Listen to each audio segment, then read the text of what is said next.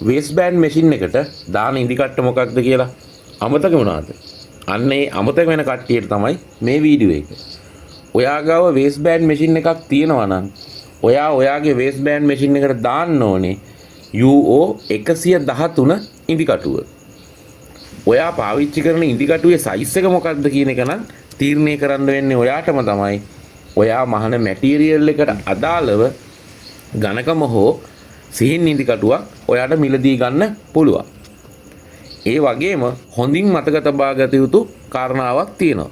ඒ තමයි ඔයා UO 113 ඉදි කටු මිලදී ගන්නකොට හොඳ බ්‍රෑන්ඩ් එකක ක්වොලිටි ඉදි කටු ගන්න.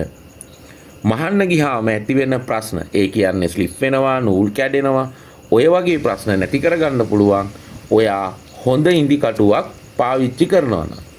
ගොඩාක් වෙලාවට මහාන අයට මහන්න ගියාම ඇති වෙන ප්‍රශ්න වලට හේතුව තමයි බාල ඉදි කටුවක් පාවිච්චි කරන එක.